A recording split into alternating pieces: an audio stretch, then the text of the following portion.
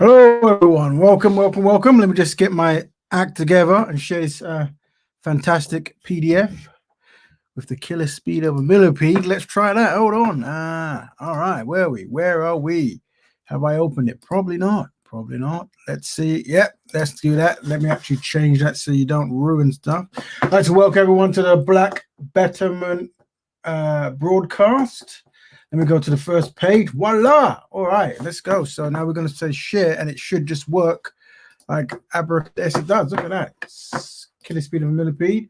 In read mode. Oh man, it's all working out great now. All right, so hopefully you guys can hear me. Going to put a smiley face in the forum, like I said. These shows work really well with the audience that comes in and chimes in. The idea of these shows is to get people who don't normally speak to get their opinions across in the Black community, because everyone's opinion matters. We want to hear everyone. But anyway, welcome to the show 27. All right, now let's do what we do normally. All right, let's do what we do normally. So basically, after much research, I've unfortunately concluded that currently Black people are collectively inadequate. It's a shame that is. It is. So we're going to see if we can do something about it. That's just one of those terrible things. Now, we're going to maybe talk. People are invited to come on the show because everyone's welcome. But obviously, one of the things we push forward is the 4D values. So please, can you show discipline, dedication, dignity, and discernment? If you do these 4 things, it'll make communication and practicing Black betterment that much more easier. All right, now. Can using descriptive language instead of derogatory language help Black people stay better on topic? I believe so. I believe when you're discussing issues, if you can try to be more descriptive rather than derogatory, using derogatory. Is it derogatory or derogatory? It is what it is, right? There you go. Boom. Now, these are some of the words people have used, around the world, certain times. And I'm saying that if you wish to use some of these words, here are some replacements that might work better for the show. Oh, yeah. So, some words that just probably work better when it comes to being descriptive of what we're trying to say. We like poetry and artistic expression and all that, but save that for the poems and the hip hop stuff and all that, all that kind of good stuff there. But when it comes to trying to find solutions, let's try to use descriptive language, not derogatory language. Oh yeah, all right. Now, what is Black betterment?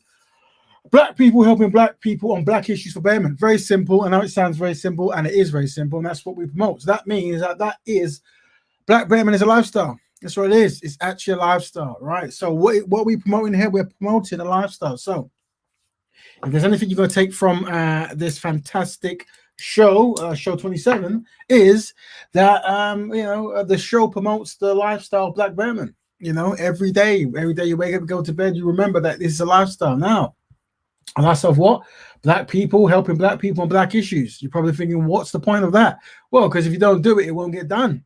That's right. Now, when you look at the world, unfortunately, people who are identified as Black find themselves at the bottom of many, if not every single collective interactive activity, unfortunately. And there's a history of that. And, we will, as the weeks go by, we'll unfold why that is. But despite what that is, we still have to try to fix some of the issues. And that's what it is. Now, look at that. Have I even got that in the right order? Yeah. Oh, here's the story. Let me not reveal too much. Now, all right.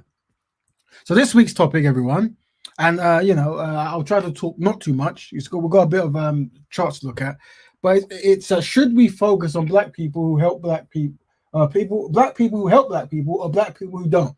The reason I say this is that if you're probably aware, you've got the Meghan Markle. I always say her name wrong because I don't research people's name. I'm generally not interested, to be fair, which is very shame on me twice, right? But is it Meghan Markle or Morgan Markle? I wrote it down here somewhere. Let me check. I shouldn't. I know. I don't really watch TV, guys. Which is bad. Probably. Maybe it's actually good, to be honest. But Meghan Markle. There you go. But she's married now, isn't it? Whatever. So it probably changed. But Meghan Markle. Yeah, that's right. So if you've been watching the news, you'll read that the lady had a conversation with Oprah, and she revealed, some unfortunate stuff that she went through hardship when she lived with the royal family. Some of you were surprised, some of you were not. All right, but we're going to talk. The reason we're talking about it is because obviously people are reacting, and what I try to do is I try to say, what is the best way to react when it comes to things that we can define as Black issues? Are they Black issues? Let's unpack them, and if they are, how should we practice discernment by breaking them down psychologically, so we don't become anxiety buckets where we just go around, being very frustrated and all this rest of it, right? So I think I've got. I'm going to break down the help hierarchy, yeah? The help hierarchy, right? And what that means is, when you see people being oppressed, the kindness in all of us and the structure people in us, we want to do something about it. And obviously, mistreating black people is something we definitely want to do something about. Now, to be fair, with Merkel, damn, that this name really should just stick in my head, but I'm just so terrible. With Megan, not Merkel. Merkel's sounds more like an MC name. But with Megan, sorry, let me just remember that Megan. There you go, Megan. And with Megan, as we know, she's she's African American. Her mother is African American, and her father, I believe, is European. And so she qualifies as African American. Some people call biracial, mixed race, in these kind of terms. I say mixed black just so people understand that there is at least a black parent involved, because that's where the area of pain comes from when it comes to this situation. She will not be mistreated for the background of her father. No, sir, it will be connection to the mother. Even though it looks like the mother is most constructive in that union, it doesn't matter. Now, what I'm saying is how the help hierarchy might help us is understand when people are mistreated in the world. How do we break it down? Now, I break it down by three things. I hope you're listening, right? Now, and maybe this, you could take a screen, this might help you. The primary one is synchronize people. And what synchronize means is, people who think like we do. And when I say we, I'm talking about black betterers, are people who generally want black people to succeed. So we live our lives in correlation with that reality, right? Or that lack of reality, I should say. Yeah. Now that's what synchronized is, right? If you're synchronized. Symbolic is where basically you have a person who's out there in the world, they identify as black or someone of African origin, and they're just living their life. They don't really care. They want to play Super Nintendo, go to school, all normal stuff that everyone wants to do, that kind of stuff, whatever, right? But they don't necessarily synchronize with actually being active or living their life in accordance to trying to guarantee betterment. They just want to live, and they might just stumble in certain ideas that might work best for them, maybe not best for the collective. Who knows, right? But with them, we say that when they're mistreated, how I think of it, this is now how I process stuff. It's more of a symbolic thing, right? And the reason I say is because it gets even more deeper in the sense of some people actually do things that actually works against black people. I'm sure you know many of them, and those people might be mistreated because they're black, and then the reaction from big up everyone. The reaction from the black community is oh well, this person goes around mistreating black people, or they do things that isn't really synchronized. So yeah, leave them to the wolves. And I understand that. And when you go through hardship, why should you dedicate any time to help anyone who actually makes your life harder? I get it. But that's why I use the word symbolic, because what's happened is if someone is being mistreated because they are black or identified as African origin or Aboriginal, whatever word you want to use, right? Then I think that it is necessary for us to have some kind of defense for that, to just, say tough cookie. I don't think that necessarily works. So I say that you're defending them from a symbolic nature, right? Because you are mistreating this person because they have the same characteristics as me. So that means today it's this person who I might not like because of their behavior patterns, but tomorrow it might be my son, my mother, my brother. So, I would stand in solidarity to try to make sure that we minimize that kind of, stuff. And then there's kindness. If you see someone being mistreated and they're not necessarily black or whatever, and you just want them to not be mistreated because you're a kind human and you don't want anyone to be mistreated, right? I just throw that out there. All right, cool. So throughout history, and now there's many people who are connected to black issues or black people in some way, some conundrum, whatever. And I'm going to see where will I place them on this. So let me break down the next step if I've even bothered saving it. Let's have a sneak peek. Hope you have your phones, but if not, I'll talk very loud and articulate. Voila! So the help hierarchy here. So what we got here, we've got the same diagram as had prior, right? As you probably can see, but this time we've got first, second, and third. We've got the kindness, symbolic, and synchronized. So I'm looking at certain people, right? Now we all know Malcolm X, yeah. Malcolm X was back in the day, but Malcolm X was an individual, a black brother who dedicated his life and died trying to protect black people, went through many different ideas, switches in his mind. However, for the most part, he was synchronized with the concept that black people need to work on black issues, and he wants to help black people because he's aware there's a big challenge going on. And despite this, because back in those days, more so than now, he was mistreated by the media and people, including black people, and his name was tarnished. So if he was here today, should we ride for him and try to make sure that he's not mistreated? Yes, because he was 100% synchronized. That's a gold medal.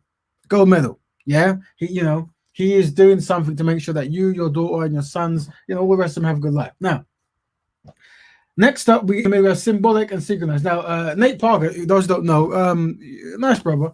He made a film. The film was The Birth of a Nation, which depicts rebellion back in the old days. Enslaved people trying to get free. And unfortunately, when he did this, a whole lot of anti-black people came out and tried to sabotage the film.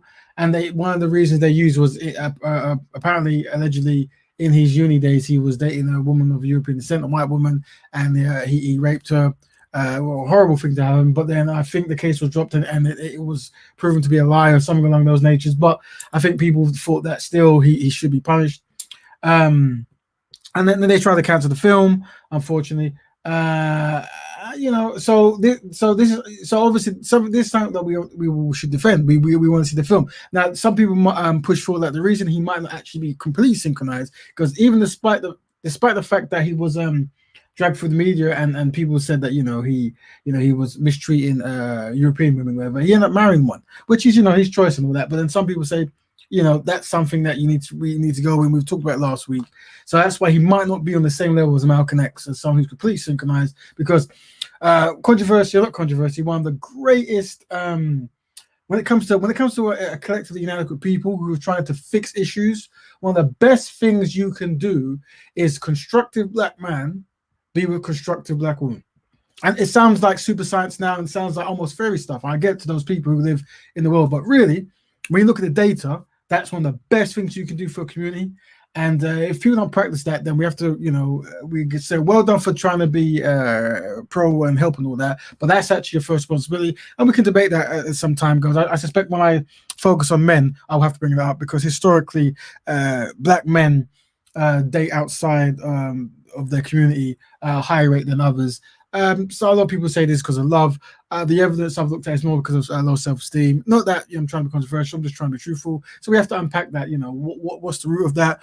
And Rap Raymond's going to call it out. And hopefully I can be very controversial. I can have, flair and charisma and use my many years of debating skills and create good shows on that. When we're doing that now, but when we do the just the men topics, we'll cover that. And hopefully, all men can come and bring it on, and it can be me against maybe 7 other men, and I can, try to synchronize black men because we need that at the moment, don't we? I think the women agree. We definitely need synchronized black men. That's what we need. Anyway, so moving to the fantastic chart. We look at here around the symbolic. We have George Floyd. Now, George Floyd, not too sure. He didn't really do much. I'm not too sure if he did anything really for black people collectively. He was a cool guy, just living his life. And so he should. And unfortunately, he was murdered. And this is unacceptable. So we definitely, from a symbolic standpoint, have to ride for him because no one should lose their life. And we understand that had he not been in the skin he was, the chance that he wouldn't have been killed in that way, if at all. So we have to synchronize. He has a beautiful black family. Unfortunately, I think they split up and he's gone a different way after his death. But, he's in this symbolic circle and we should ride for that. Now we go to what the topic is. Meghan Markle. There you go, Meghan Markle. There's a name. Remember it because I keep forgetting it. Right. So Meghan Markle is an actor from America. And I don't know. You will have to tell me no. I don't necessarily know if Meghan Markle has ever really done anything or spoken really about any kind of black empowerment or black betterment or anything about that nature. So that's already a question. She's a person who has a European father who she doesn't see, unfortunately. But so because of that truth, I would never feel comfortable to try to talk to a person who doesn't have 2 black parents about the values of how having 2 black parents and being 2 black parents might actually contribute to betterment. So I'm free from this, and I don't really speak on that. But at the same token, you have to be aware that this process, when you talk about trying to protect the black family and highlight black issues, if black people are not with black people, eventually there will be no black people. Not that that's a thing. I don't think that will be anything we need to worry about now, but it's a logic thing that you think about. If you're trying to protect black people, you can't say the best solution is to live in a way where black people don't technically exist. So it's just logic, but it is what it is. We can debate about that fantastic stuff.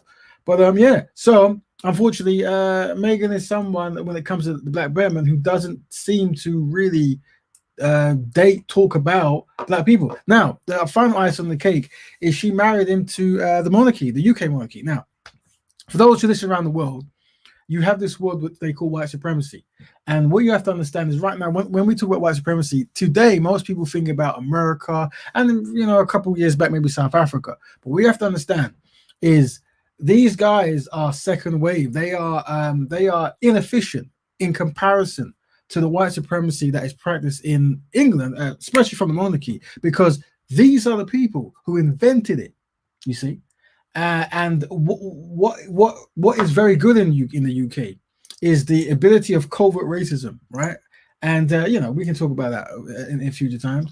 But it's actually, if you wanted to mistreat a people, if you wanted to maintain dominance out there, you must study the UK, and you must study the royal family and these kinds of stuff, because they've mastered it to the point where, in England, black people will tell you there is no racism, or black people doing fine, right? Because of the conditioning and not understanding how power works, right? Which is fine. It isn't fine, but it's fine for this conversation. Meghan Markle has married into that. So Meghan Markle is a person who is from African descent for her mother's side. And the royal family directly benefited and contributed to the transatlantic slave trade that made her mother be in that continent where all that stuff was going on. And she's married into it. Now, people say as the past, and I get it. But one of the things we would always try to teach our daughters and sons is, when you marry into a family, you marry into the past and the present and the attitude. So everything that I heard that was a complaint from Meghan Markle, as far as I'm aware, is something that should have been known prior going into it and should have been expected. If I told you the way you got to process your memory, guys, is think of it like this. If I came to you and said, you know what, Michael Jackson, if you realize that Michael Jackson was still alive, out of 10, how surprised would you be? There's some conspiracy people that say, not really, but the majority of people will say 10 out of 10, right? 10 out of 10. So I won't believe it. I'm crazy. I go, okay, there you go. Now I said, what if I said, how shocked would you be that the British royal family, somewhere in there, racism is being practiced? Would you say, oh, no, I'll be completely shocked? We go, yeah, I kind of expect that. So that's my point, right? It's not really shocking. It's not really that shocking, but maybe there's some people that is, and you're welcome to jump in and go, I was shocked, and have your 10 pence piece and talk for 2 hours about that experience. Anyway, back to the fantastic grid. So for that, I place it in between kindness and symbolic, where at no point should a person be mistreated for any reason. So we ride for that. You can't do that. But, it's more symbolic. And the symbolic stuff is really, symbolic. She's a person of African descent. So it's more kindness, like don't mistreat people because of where they're from. We agree to that. But we're not going to lose our minds and start charging up the gates and jumping in front of trains and bullets, because it's a bit much, Love is a hell of a drug. That is from Black Girl Problems. And love is blind. Some people say, some people say love is blind, but unfortunately, black people are the most blind. So that means that because of that reality, we then have to review that. Either black people are more blind than others, or black people are suffering from a psychological challenge, and I suspect that's what it is. Remember, there's many things I'm very proud of, and I'm going to move and start talking about black issues. And one of the things I'm most proud of is the fact that I publicly say that black people are collectively inadequate. And the reason I like it so much is it literally is the pillar that allows me to talk to any black person or any non-black person about why it's necessary to practice Black Betterment. Because without that quote, everything just falls into itself. It just falls out. It just does, Kumbayas and runs completely free. So we have to have a standing point, a standing pillar. And that is, unfortunately, after much research, black people are collectively inadequate. And who knows? Maybe this Meghan Markle cabal, whatever, might be it. Who knows? All right. So let's move on because we want to learn because we've got people to jump in. Now, almost done, not to worry, guys. And I hope you guys, I'm going to throw a link out there for you to jump in and you can talk about the topic of Meghan Markle, anything you want. But let me just go through halfway there, half time. Right. Now, the help hierarchy. All right. What we're dealing with all life, black people, and black bearers. In life, yeah, I'm saying that you should try to always help all people whenever you can. That is not black bearing, but you should if you see people in need. Or, always try if you can possible, as long as it doesn't kill you. Black people, you should help black people. But what I'm highlighting is helping black bearers in certain aspects actually might make your life more easier. And let's move to the next diagram. Bam! All right, let's break this down. What are we looking at? So, when you go through life, if you want to help all life, the ease of execution, when you just decide to be a kumbaya artist and just dedicate every single time thing you're doing to every single person that ever comes by, the ease of execution is there. You'll probably able to do that very easy because it's in your face. It's something that's set up. All right. Unfortunately, the black benefits is very low in that because what we find, and we can break the science down, and when everyone comes together, if already there's a hierarchy in society, whoever is at the low end will pretty much remain at the low end. That's how it kind of works. It's that kind of like, what's it, rising tide? If you rise a tide, the boats all rise at the same time. So it's not really equaling out some of the playing field, unfortunately. Now, personal benefits, you'll probably be, personally benefit, trucks and truckload, blah, blah, blah. Because, it's easy life, the system's set up for you to jump in and do what you're doing, get your paycheck, you get your medal, you get a lot of medals, black people, for doing all that kind of stuff. And then when we look human benefit, you only get 3 points. Can you see that? You only get 3 points. So I'm looking at this section here. You only get 3 points. Why do you get 3 points? Because when you talk about human benefits, if a certain group are not benefiting, and there's no equality, then unfortunately you don't get maximum points. So black people remain where they are. So you get 3 points for that. There you go. Voila. Now let's go to black people. Helping black people, very hard. Ease of execution, you're going to struggle. Why are you going to struggle? Because black people are experts. That we are the best. You can't top us when it comes to doing things that's not in our best interest. Yeah. All we need to do is take a microphone, go on the street if COVID permits us, whatever, and just ask people, tell them, what they think. And after a few seconds, they'll be uttering things that's not in our best interest, right? So when you try to work with them, the chances are they're going to try to open holes and do certain things and invite other people in and have big debates about, why the world has to hold hands, this kind of stuff. Yeah. And it becomes very hard to work with. But you get 3 points for that. At least there is a black benefit that your black people working together trying to work out. Voila, excellent. And I encourage it. Personal benefits, it'll be free. It's because it's hard because what's going to happen is you're going to want to do something because it's not really working out. People have different ideas. You're not really synchronized. Important word. Not really synchronized. It's not really going to be as personal benefit as if you just help everyone. Voila, there you go. But human benefit, it actually stepping more into getting people more equal, even though, your executions might not necessarily really hit the target at all for the most part, unfortunately. Now, what we're looking at here, black betterers. So ease of execution, it becomes much more easier. It's free. Because most black people are in the learning stage of doing new stuff. So that's much more greater than 1. Obviously not as good as 5, but everyone's on the same mind frame. So we know that if the shortcomings, you're only as fast as your slowest runner. You see, so you work together because you all have the same goal, innit? You want black people to improve. Yeah. Black benefit, you're 4 out of 5, not too bad. Personal benefit, 4 out of 5. But human benefit, 5 out of 5. Because, like I said, if you want everyone to be equal, the people who are least equal have to work together to make it so. Because those who benefit from you, not from your ignorance, are never going to stop and help you. It never has. There's no time in history that's happened and never will. All right, fantastic. Where are we now? And so all that. This is black Betterment qualified. This area here, see, black people and black betterers. That's all black Betterment qualified. This stuff here got nothing to do with black Betterment. That's kumbayaism and we are the world and good stuff like that. What we all should be doing once equality has been achieved and people have got got their hat on and everything's going fantastic. But anyway, voila, this is the area we're in now. I hope let's see what some of the comments are saying.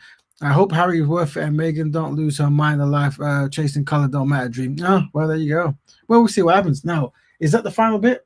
Okay, let me see. Voila. should we focus on black people who help black people or black people who don't? And obviously, we're talking about the Meghan Markle business. So, what I'm going to do, because I've been waffling for quite some time, I'm going to see if I can find that fantastic link. And if anyone has their opinions on the question, and you can anchor it towards the Meghan Markle scenario, and how you feel about it, how you don't feel about it, and how you want to feel about it, and we can talk. Let's lobby. I believe that's the one there. His link. All are welcome. We always want new voices, but old voices are welcome as well. So, what's your views? Should we focus on black people who help black people, or black people who don't? Should we, obviously, my diagram shows we should definitely focus on both and all people, but you have to arrange how you think of things. You see, how you process information will give you the energy needed and the mind power to sustain, because you're going to go through a lot of ups and downs, and you want to be very careful of the amount of negative energy and ideas and words that you allow into your head. You see there we have a way of breaking things down, and how we look at people. How people openly confess and openly do. We judge them on that, and we don't expect everyone to have to be awoke or synchronized, better word, at the same time. But we are aware that some people are. So at a certain point they should get the true love and the true passion and anxiety and crying. They should get more of your tears should be saved for them, and your outrage saved for when they're mistreated, than when people are completely unsynchronized. And for them it's kindness. It's like, we don't want humans to be mistreated, but we're not going to cry, we're not going to throw bricks at the castle walls and all that kind of stuff that goes on. It ain't gonna happen. No, sir. Well, that's what I recommend. That's what I do, and it served me very well thus far. So, voila. So I've sent the link out there, and everyone is welcome if you want. If you've got anything you want to ask, by all means, pull it in the actual group. Here's my grid here. I didn't mention Colin Kaepernick. He was doing quite good. He's up there. He seems to be doing a quite good thing. We can talk about him. He was heavily blackballed, whiteballed, I should say, after he decided to try to stop the murders of innocent black people, and because of that, he lost his sport job. Unfortunate, but once again, this is showing that he is an individual who's willing to, suffer, I guess, for the greater good. So we have to, respect that. Nate Parker as well. He did his thing. The only thing, unfortunately, I do feel that at this time, if you spoke to me many years ago, I was very silent on the concept of miscegenation and these things, and I never really speak on them. And it's not really my interest, to be fair. But when you realize that black women seem to suffer the most in certain areas. Obviously, in certain areas, it's black men. But when it comes to relationships and these kinds of situations, because black women suffer the most, it will be impossible for me as a black man to talk about black betterment and not try to highlight the challenges that black sisters face, and try to have a way of thinking and operating that better correlates with black women. So that's where that comes from. Welcome, Sister Betty and Hamid. Welcome. Hi. Hey. So, by all means, jump in. But the question is, should we focus on black people who help black people, or black people who don't? It's quite a loaded question, to be honest. But whatever, however you like to tackle it, even if you just want to talk about the whole Meghan Markle stuff. Go ahead. I think black people should help black people first. Doesn't mean we hate anybody, but I think any group should focus on its own interests and its issues first before considering any outside group's problem. And even then, I see we need to think of ourselves as nations where you have different nations, and although a nation may be friends of another nation, they commit their resources towards their nation, and if they have any surplus, and if it's in their interest, that's important, because you have to be cognizant of who you help and any benefit you can derive from that help. Not saying you shouldn't help for charity, but any surplus benefit a resource that you have, yeah, you can look to helping other people, but you need to help your own nation first. That's how I do things. Thank you, brother Ahmed. I believe it is. We can hear you clear, but it sounds like you're moving back and forward. Oh, sorry. Yeah, just so you know, your phone might not be as advanced as you think, but yeah, well, thank you for your contribution. Sister Betty, would you like to add to that at all? I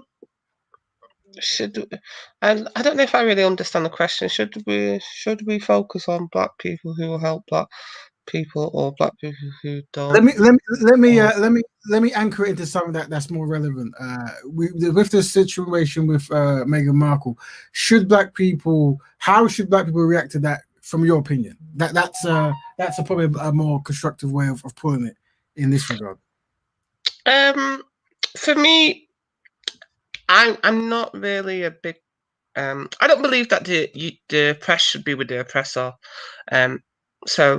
But since she is mixed race, she's part of the oppressed and the oppressor and the oppressed.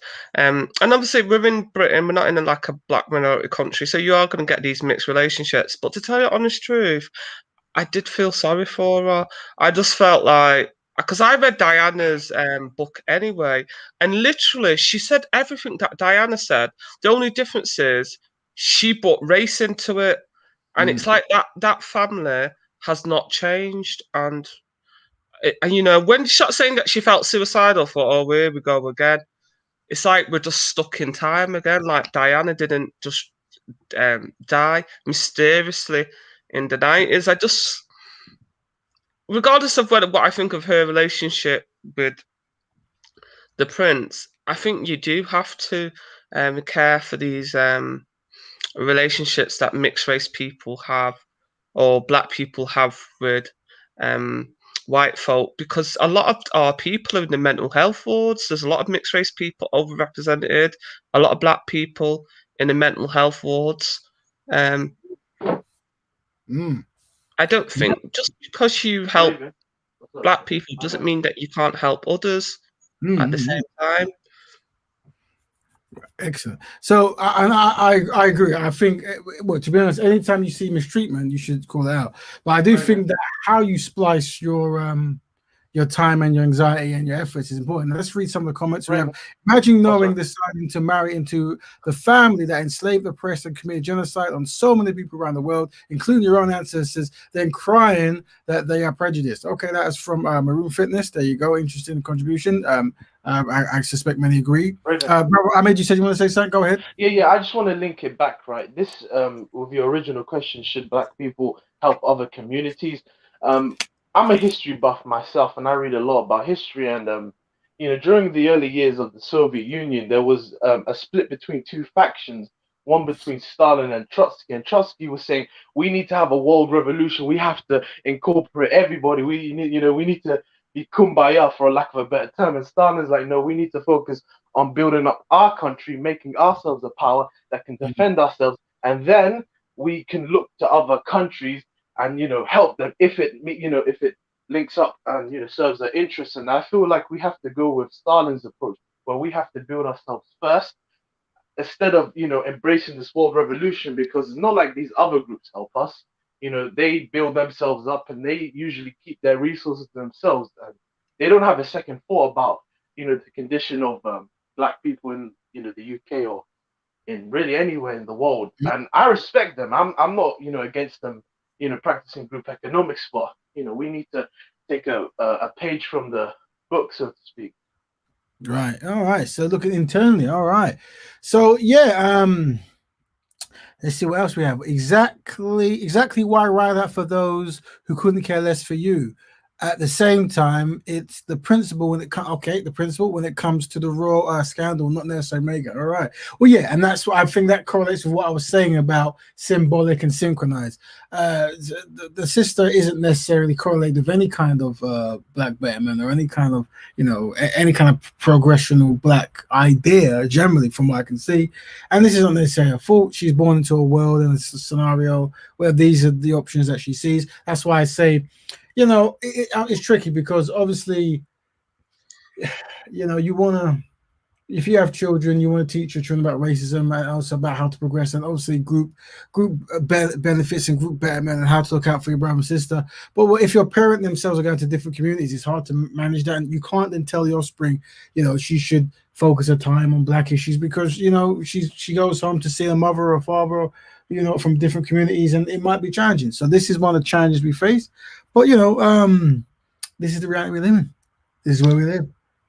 But I think, one of the good things about what Meghan's doing is, and she's literally held a mirror up to the royal family, because they're always telling everybody Britain's a post-racial society, and she's managed to get someone who is royal to say that the royal family are racist.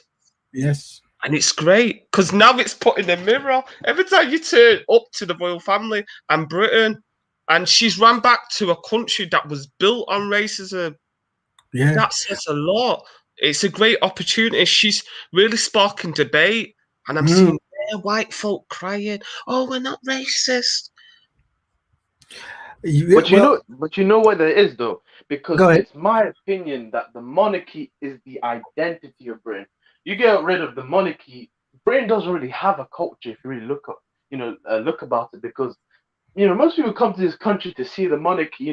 Britain is globally known for its monarchy, so you strip away the monarchy, you pretty much strip Britain away of itself. You get what I'm saying?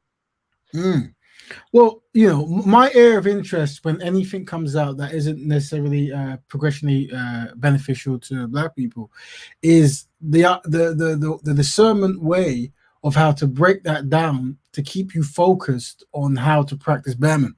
Because TV and all this other stuff will feed you one scenario, but the data doesn't seem to change, and sometimes we become easily distracted.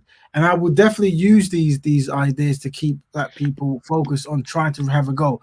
Welcome, brother Carl, to the broadcast. How's it going? If you're still there, how you doing, family? I'm all right, yeah, man. I'm just logged in.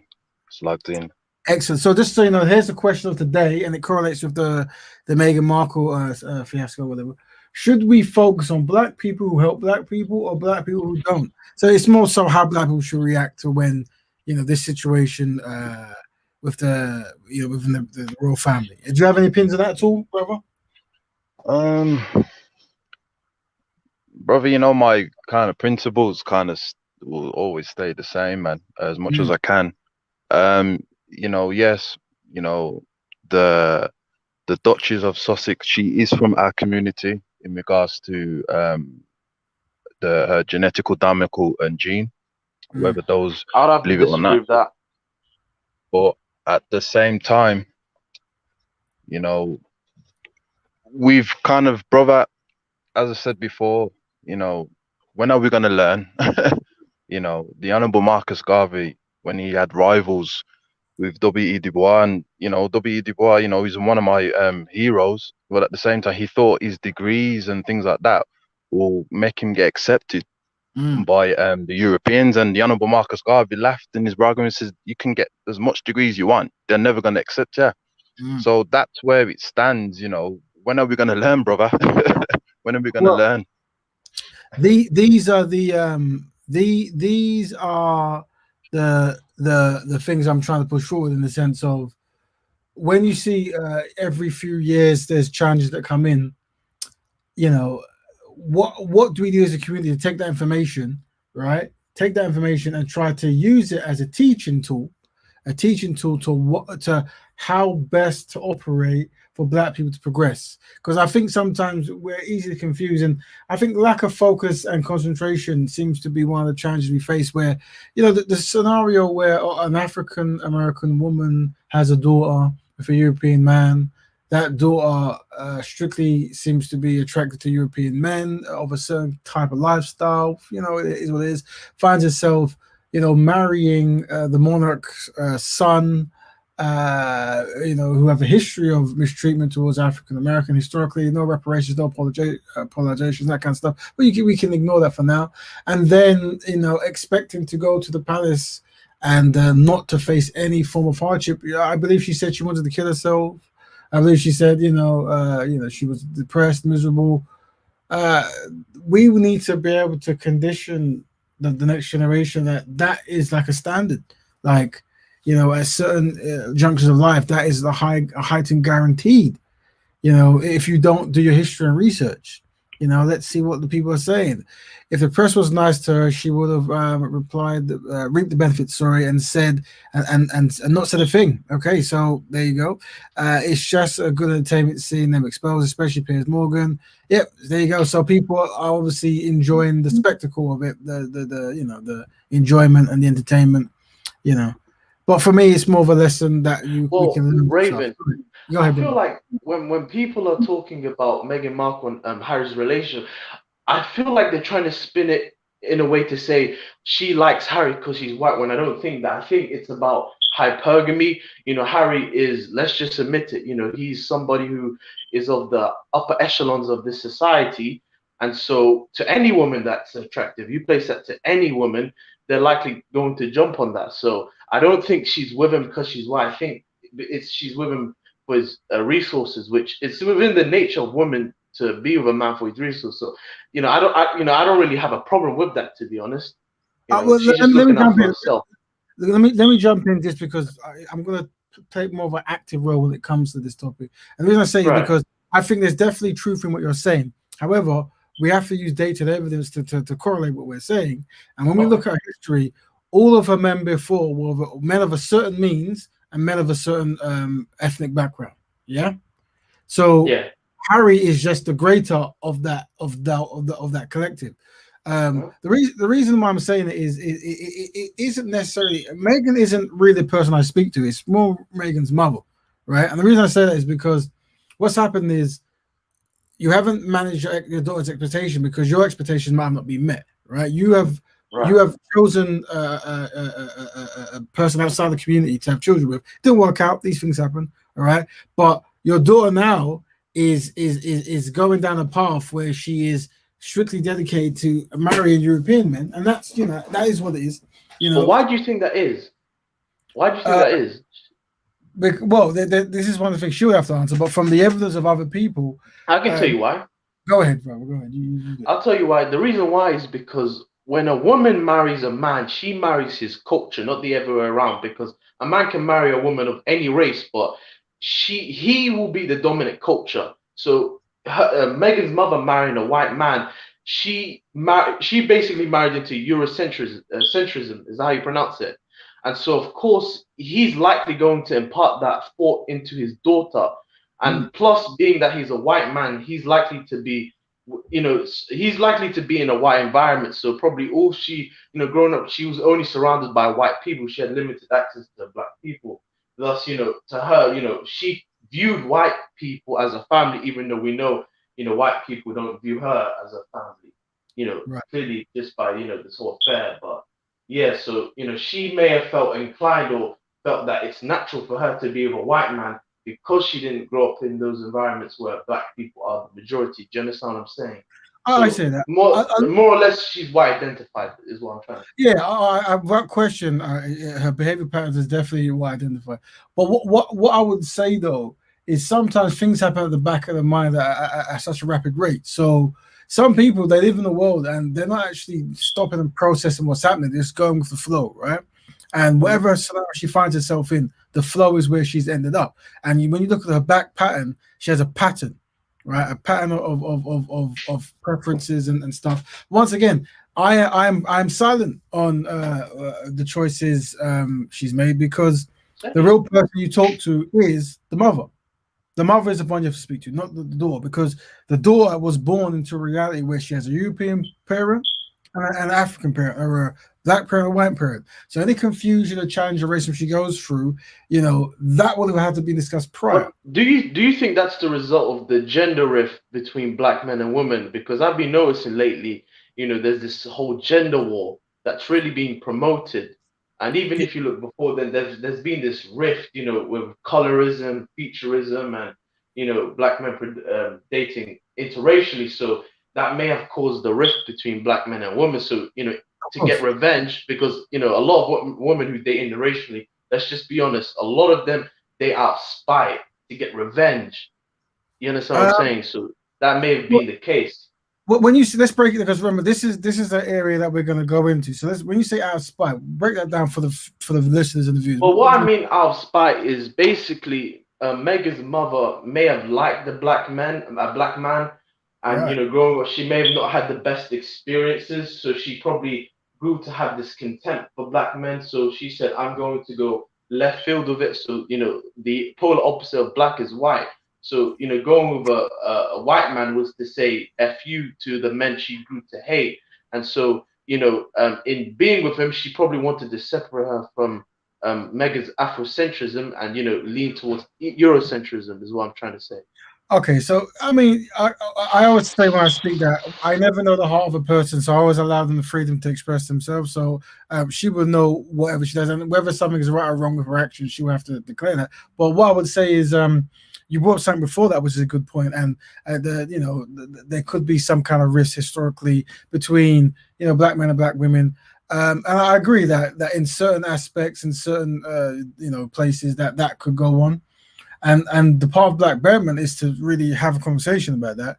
And if black women are seeing that, black men are seeing that, we need to use this platform to talk about it. But what I'm saying is, the most, and I keep telling you, even if I was to stop tomorrow and go to Mars, wherever, the most important thing we must understand, that everything we see here is part of a collective inadequacy. You see, because when you talk about black men having preferences, right? We have to break down. If you look at all the people groups, right, and it isn't balanced, meaning that black men are dating outside of their race at a high ratio, like 4 to whatever it was, compared to everyone else, then when you go fingers, that isn't normal. That means that there must be something going on, right? That means if there is a preference, that means what is training that preference? Now, we understand that history, self-esteem, media, this trains preference, right? This trains it. But what's even more deeper is when you look at the historical interactions between the Europeans and the black people, right? Or the Africans and the Europeans, the white and the black. Historically, is that my file? Historically, sorry about that. Historically, Europeans were the ones who actually invaded, kidnapped, mistreated, from a collective standpoint, and gave propaganda completely to dominate black people. So today, if there is a rift in the black community, this is part of our collective inadequacies. Yes, we can look outside and blame other people, right? Yeah, but unfortunately, is that my house that's making that noise? I'm hearing like is that someone else? I can't even tell. Oh. I'm just if someone. I mean, when you say that, you have to be very specific because myself, right? If you're wondering, I'm of Somali descent, right? And when I look back on my family, my father is a dark-skinned man. My father more or less resembles Michael Jordan in skin complexion, right? My father's a dark-skinned man, and my mother is very, very, very fair-skinned to the point where she could pass for Arab if she wanted to, or North African, if that makes sense. Okay. And growing up, I never had any complexes of colorism. My father or my mother never said light is beautiful. I never even had any notion of colorism. My siblings, right? I have two brothers, right? One of them is looks like Michael Jordan in terms of skin complexion, and the other one resembles my mother, right? But we never ever had any complexes, and I feel like the complexes or the issues predominantly facing African Americans and Caribbean, Afro-Caribbeans, right? I feel like often their issues are kind of projected onto us, and we're told, oh, we're colorist, or you're this, or you're that. And I feel like when you say that, you have to be very specific what you mean. Right. So when you, because black people, we didn't go through the slave trade, so I can't say. Okay, so the thing is, when you talk about Black Betterment, you have to break down certain people groups and the history and what's best for them. So for the Somali community, your interactions with Europeans, apart from Italians, is very different, right? And the challenges that the Afro-American transatlantic slave trade, that won't necessarily affect you. What will affect the Somali community is how you guys treat each other. Yeah, that's an issue that I understand you guys are working. And we do have some problems with tribalism. I didn't want to use the word tribalism because I know sometimes it's offensive to use. No. I have no problem discussing anything. Like I don't have any ego because ego just gets in the way of truth and honesty. Yeah. So you have to like get rid of ego, put that to the side. Yeah. So from this context, when we are talking about black men, we're talking about from the standpoint of Right. from the American standpoint and their interaction with Europeans, and the training that is a contributing factor to why you might find so many black men find themselves having preference of non-black women and other stuff, right? But the Somali community, maybe some other East African communities, where very different issues. And Raven, I'm not gonna lie. I had a bias towards quote unquote light-skinned women, and and the reason why is because, and I would say, black people are the victims of colorism. We're not the perpetrators. We don't. If you look at any of our cultures, we don't have a culture that says light is beautiful. We just have a preference, and that's imparted into us through TV, which I believe is just a propaganda machine. And black people need to get rid of television. They just need to get rid of it from their homes, or at least try and relegate what they see. But it's imparted into us through popular entertainment. Do you understand what I'm saying? And because of that, black men grow up having a preference for light. And I sympathize with that because I'm one of them. And it's only until I got older, because I'm 21, I'm fairly young, right? I took a step back and said, this isn't right. Why do I have a preference towards light skin? And I had to have take some deep psychological work, like think introspectively about myself. And I come to the conclusion that it's propaganda. And it's the images that we're showing. And we live in a majority white country, so white is going to be the standard of beauty.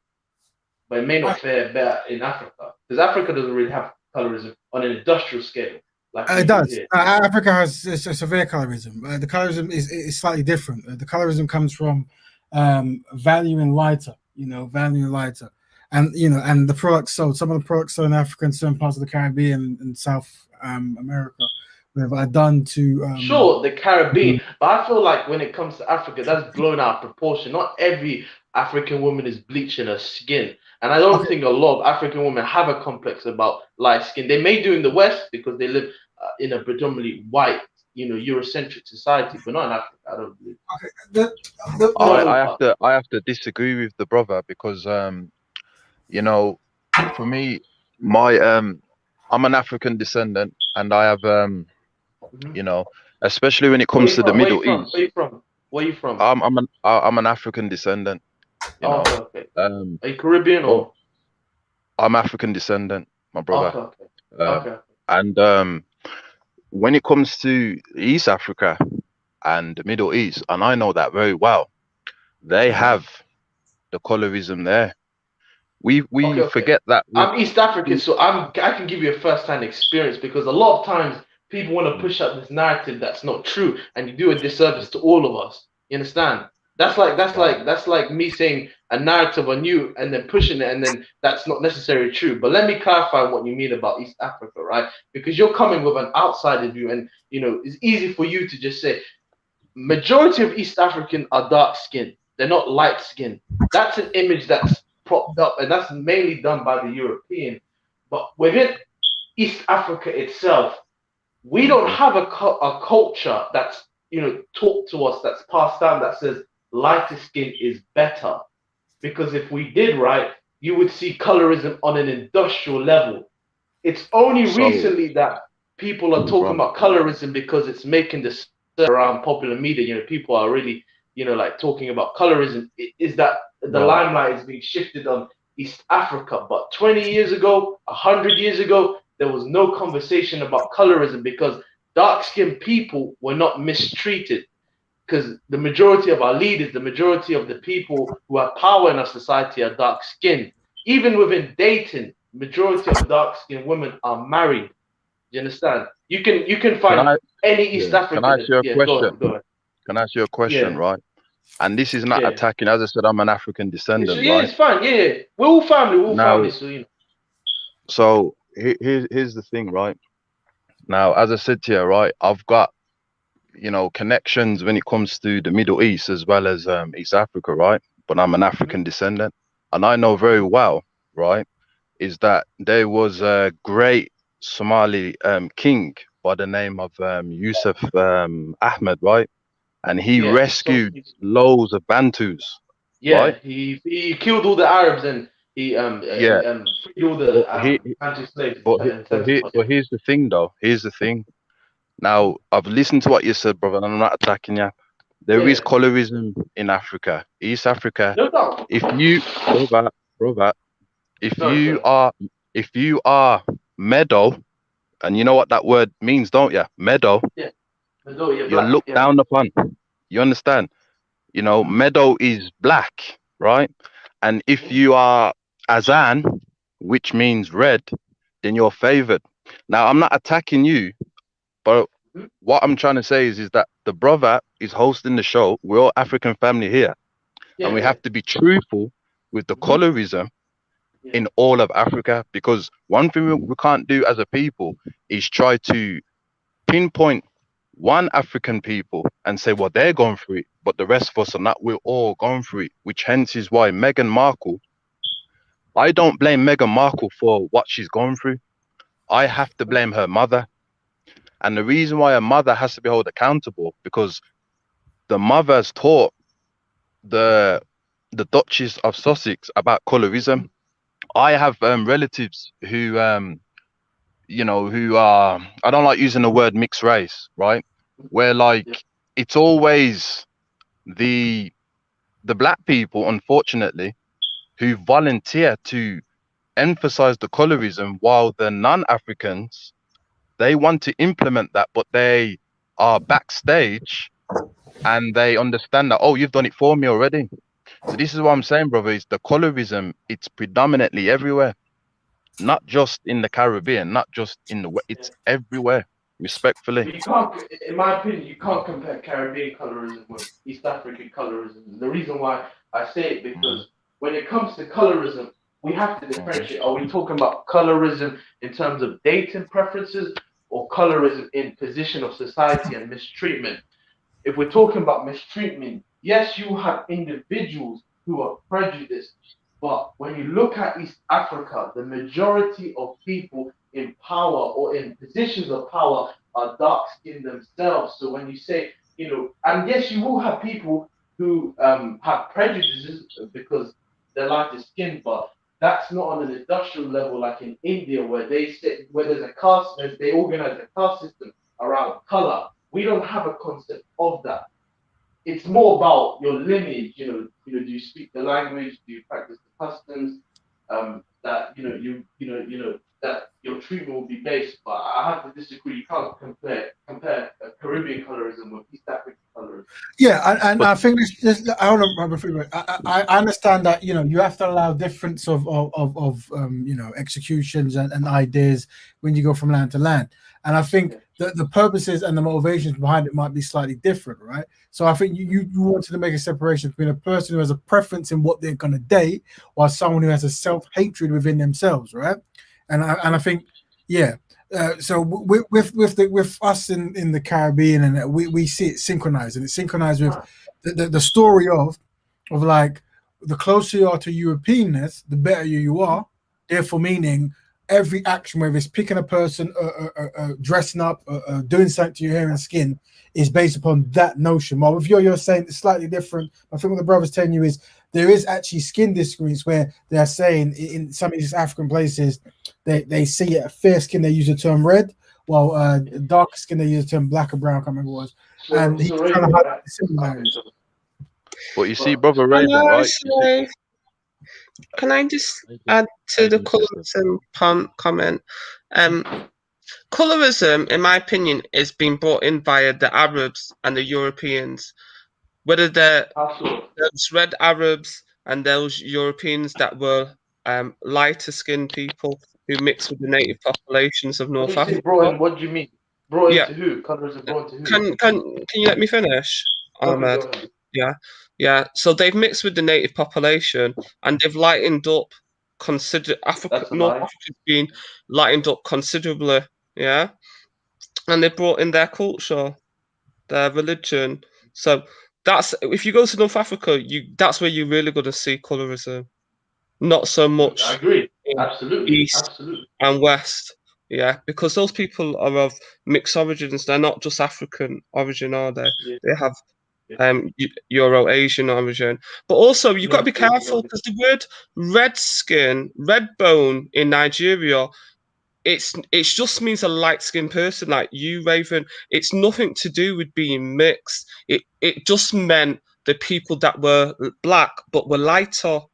Now, I think once it's gone over via the Atlantic slave trade, it might have taken on a negative connotation, and they start to use that to refer to people who were mixed with the slave master and the Africans. But when that term's in Africa with black Africans, it just means a black person that is light skinned. It's not an insult. I don't think anyone's taking this insult at this moment. I think what they're saying, and they can joke if they want, is in East Africa there has been a distinction being made between red and black, and it isn't necessarily done as a label and just to identify colors. It's like done as like a hierarchy in some aspect of somewhere, some favoritism. I think that's what's been pushed. But yeah, we have to allow for different interpretation for different lands and stuff like that, and everyone from those lands can bring forth their testimony. Because Raven, I'm not Caribbean, right? But that's like me coming to you saying, "Oh, Caribbeans, you just accepted slavery. You guys never resisted." We all know that's false, right? But when people come to us and say, "Oh, you guys are colorist," or "Your society is colorist," is essentially doing the same thing because, this we don't even have a hierarchy with regards to color. Our problem is tribe. That's the main problem because I'm aware. Many people are aware of the challenges that the Somali community face when it comes to tribalism, so-called tribalism. Because did you know it was Somalia, right, that trained South African troops to go back and fight apartheid? It was Somalia that brokered a peace deal between Tanzania and Uganda. It was Somalia that trained Burundi's air force. The first 10 pilots of Burundi's air force. It was Somalia who did that. It was Somalia who supported Mozambique during its struggle for independence, and even South Africa. So and even the majority of our presidents were dark skinned. If you look at Mohammed Siad Barre, he was a dark skinned man himself. If you look at Mengistu Haile Mariam, who was the president or ruler of Ethiopia, he was a dark skinned man himself, and he didn't face any prejudice. I'm not saying he didn't, but you can't be in a position of power. And because you want to make it as if it's some hierarchy, and hierarchy suggests that you're relegated into a single place in society and you can't rise above that. So that how this man, Mengistu Haile Mariam, you can search him up. He looks like Michael Jordan or any Caribbean.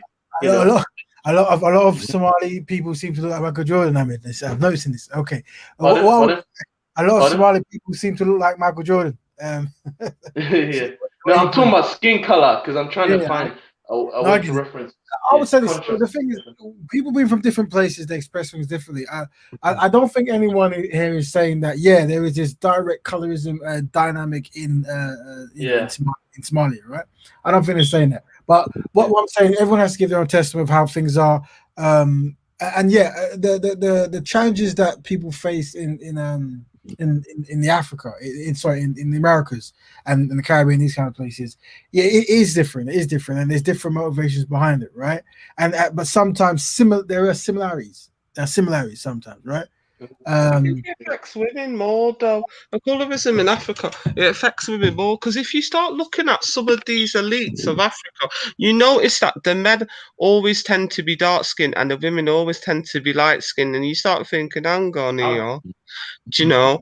And also the bleaching cream, and then also the influence of the West and like Nollywood, and where they're always trying to cast, they'll go and find some really red bone girl and some really dark skinned guy, and then like if you listen to some of the actresses' testimonies, they don't want to give them a job if they're too dark. It affects colorism affects women in Black Africa. I'm not going to talk about North Africa, but Black Africa, you're gonna see it more in the women, because men don't really. Do you know what I mean? You're not going to hear, "Oh, I'm looking for a red bone man to marry my daughter." It doesn't work like that, does it? Men are not.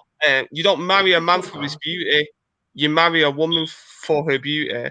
So if the beauty standard is lighter, then African women will have to adhere to that lighter beauty standard, even though the majority of people in East and West and South are actually dark-skinned people. You don't know why men do it though. You want to know why? Because I don't know, and most men. I don't know if they'll agree or disagree with me, but we kind of view our wives as a social status. It's almost like getting a Ferrari or Lamborghini. If I went to a guy and I said, you can't drive that Lamborghini, you can only drive that Lamborghini in night, he will feel some type of way about it because he wants to show everybody. And it's somewhat the same with women. We want society to give us like thumbs up, if that makes sense. And also I have to because of disagree with brainwashing. you, brother. Yeah, and also because of brainwashing, we're just wired to view lighter skin as attractive, which is Okay. Let me jump in. So, two things. What Sister Betty says is very important. We have to listen to what women are saying because women will tend to be affected very differently from the concept of colorism, and that's why their testimony is very important. And any other women are welcome to jump on the panel and give your say. And towards what the brother is saying, I understand the concept of when if to boost your ego, you want to have a beautiful wife, and many people want to. So I understand that concept. That where I'm going to enter it at is this point here. When you're picking something what is beautiful, we're saying what is it that is shaping the mind for you to define what beauty is. If what's shaping your mind is light skin, then that is where the challenge comes from, right? Because the way we are trying to shape the mind is the skin color is what you are. It's something that helps you with the sun and so forth, right? But to then judge your wife picking process on how dark her skin is, that isn't a collective beneficial concept. And from an American standpoint, Afro-American standpoint, as in the Caribbean Afro-American, that definitely is working in the hands of people who mistreated us. That logic, yeah. So because of that truth, there is no value in maintaining that. That doesn't mean that a light-skinned woman isn't beautiful or a dark-skinned woman isn't beautiful. Both are beautiful, right? But we're saying that to just strictly focus on the concept of the tone of skin. This is something that people who identified as the enemies of Africans and Black people were doing. So that notion must be cast away because there's no value in that concept from that standpoint, from that interaction. Does that make sense, Brother Rabbit? Yeah, absolutely. I agree with you. Absolutely. And colorism, I just want to say colorism in all its forms is wrong. Nobody in this panel is condoning colorism. Colorism at whatever scale is bad. Nobody should. Yeah.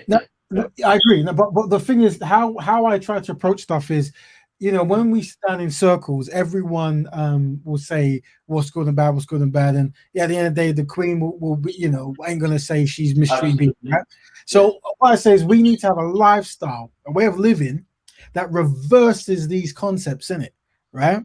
And that's why I try to push forward. How do we live amongst Black people? That's why I say that when Black men, fight, the first starting base is Black men and Black women coming together, right? Yeah. Now, and I'm saying that we push forward when it comes to representation of Black people, African people, Africoid features. We push it because historically bones show that the darker African is the earliest kind of phenotype that we have. And we understand but Raven. I kind of get confused when you say that, because then you may make people who don't look like like the African feature. Okay, Let me explain. So how we have to see is like this, yeah. And this is very important point. It's a very important point that I push everywhere. Yeah.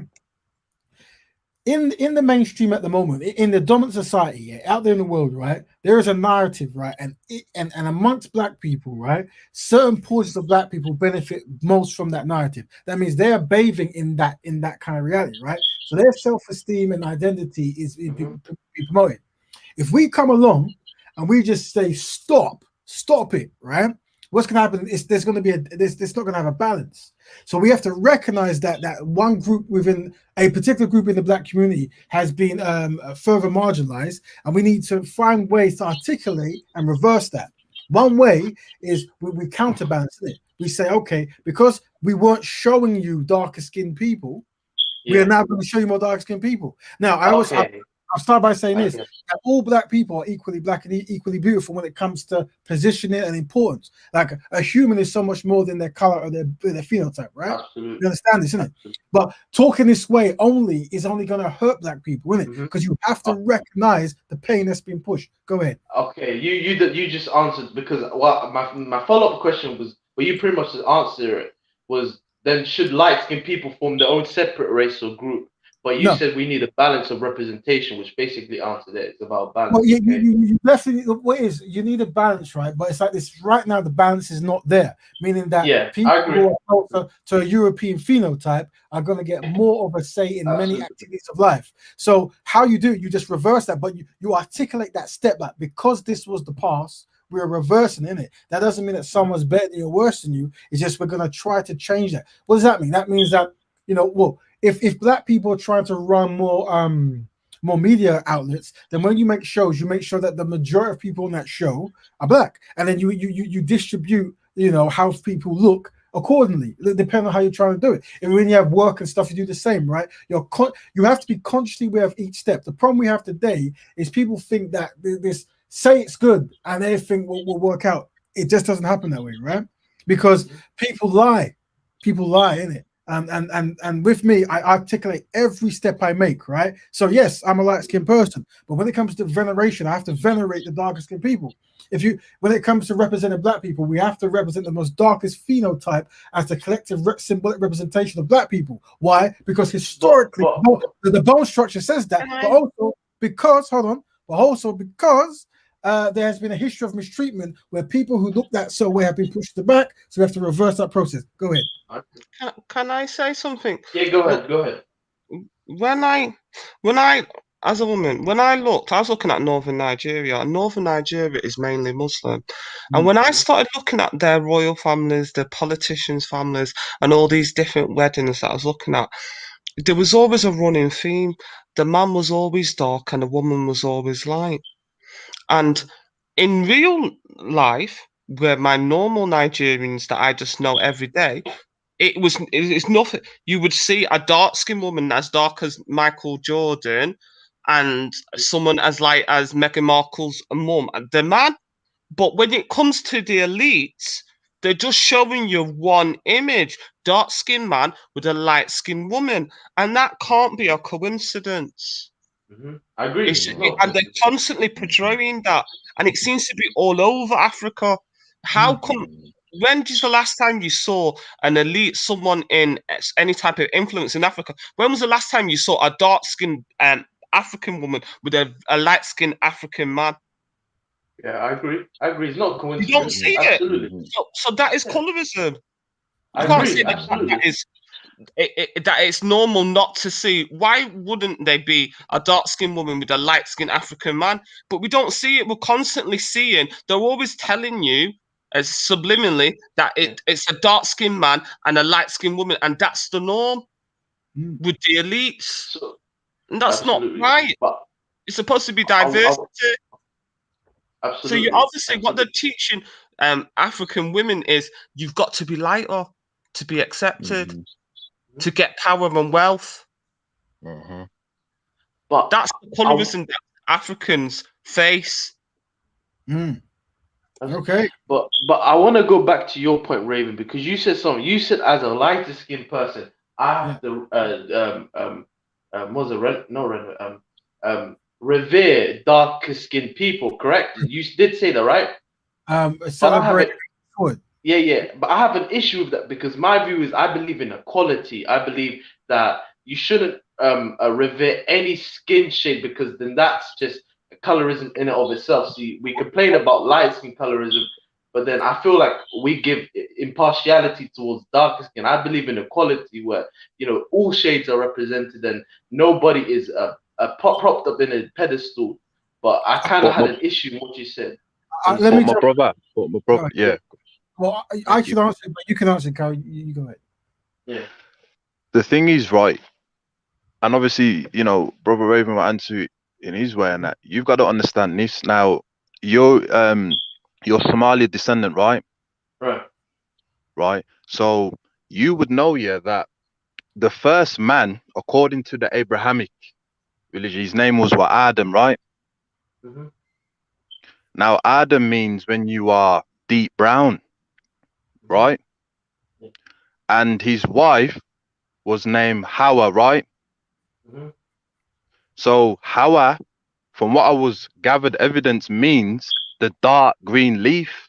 You understand? So the creator, according to the Abrahamic faith, as well as other proof, is that he made the parents of mankind dark anyway. So what the brother's saying, right, it's not contradicting that he is of the original people anyway, but the creator made the first set of human beings dark. That's all I wanted to say. Thank So you, brother. you're saying that to, I wait, mean, you're I mean, saying that I mean, go ahead, wait, you're go ahead. saying that to say what? Are you saying that? Because can you? What do you mean when you say they're both dark? What's the point in that? Well, Because Is the that reason, is yeah, the point is, brother, is that dark skinned people, you see, when you understand political science, right? yeah, The European and the modern day Middle Easterns and the modern day Asians, right?